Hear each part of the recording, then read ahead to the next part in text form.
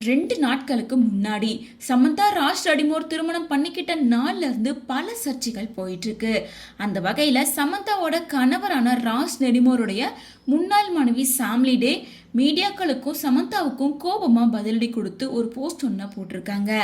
எல்லாருக்கும் நன்றி. நீங்க கொடுத்த அன்பு, வாழ்த்துக்கள், உற்சாகமான வார்த்தைகள், எல்லா ஆசீர்வாதங்களுக்கும் நன்றி. டிராமா பிரேக்கிங் நியூஸ் எதிர்பார்க்கறவங்களுக்கு இங்க ஒன்றும் கிடையாது. தயவு செஞ்சு கிளம்புங்க. நான் எது மேலேயும் அட்டென்ஷன் காட்டல. மீடியா கவரேஜ், பிரத்யேக பேட்டிகள், பிராண்ட் விளம்பரங்கள், காசுக்காக பெய்ட் ப்ரமோஷன் பண்றது, அனுதாபத்தை எதிர்பார்க்கறது எதையுமே நான் தேடல. நான் யாருக்கும் எதையும் விற்கவும் முயற்சி பண்ணல. நேற்று ராத்திரி எனக்கு சுத்தமா தூக்கம் வரல.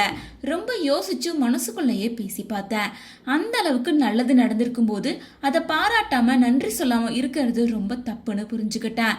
நான் ரொம்ப வருஷமா ட்வின் ஹார்ட்ஸ் மெடிடேஷன் பண்ணிட்டு இருக்கேன். அந்த மெடிடேஷன்ல எல்லாருக்கும் மனசார அமைதி, அன்பு, மன்னிப்பு, நம்பிக்கை, ஒளி, சந்தோஷம், கருணை, நல்ல எண்ணம், நல்லது செய்யணும் அப்படிங்கிற மனப்பான்மை, இது எல்லாத்தையும் கொடுக்கும். முக்கியமா ஒன்று சொல்றேன், கேட்டுக்கோங்க.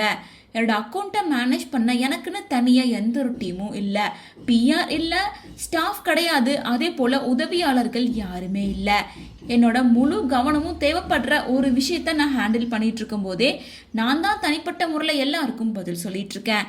நவம்பர் 9 என்னோட குருவுக்கு ஸ்டேஜ் 4 கேன்சர் இருக்குன்னு தெரிஞ்சுது. துரதிருஷ்டவதமா அது மூளை உட்பட உடல்ல பல்வேறு பாகங்களுக்கு பரவிருச்சு. இப்ப என்னோட கவனம் எங்க இருக்கணும் அப்படின்றத நீங்க புரிஞ்சுப்பீங்கன்னு நம்புறேன். அதனால ஒரு தாழ்மையான வேண்டுகோள், இந்த இடத்த அமைதியாகவும் நல்ல விதமாகவும் வச்சுக்கோங்க, நன்றி அப்படின்னு ராஜ் நடிமோருடைய முன்னாள் மனைவியான சாம்லி டே ரொம்ப எமோஷ்னலா இந்த போஸ்டை போட்டிருக்காங்க. சாம்லி டேவை பொறுத்த வரைக்கும் சமந்தா அண்ட் முன்னாள் கணவர் ராஜ் நடிமோருடைய பேரை நேரடியாக குறிப்பிடலை அப்படின்னாலும் சமந்தாவை பற்றி சோசியல் மீடியால அதிகமாக விவாதிக்கப்படுற எல்லா வார்த்தைகளையும் மென்ஷன் பண்ணி சமந்தாவை அட்டாக் பண்ணியிருக்காங்க. அதாவது இந்தியாவிலேயே சமந்தா தான் மிகப்பெரிய பிஆர் டீம் வச்சிருக்காங்க. ஈவன் மிகப்பெரிய நடிகர்களுக்கு கூட அந்த அளவுக்கு பிஆர் டீம் இல்லை அப்படின்னு நெட்டிசன்கள் அடிக்கடி கமெண்ட் பண்ணிட்டு இருப்பாங்க.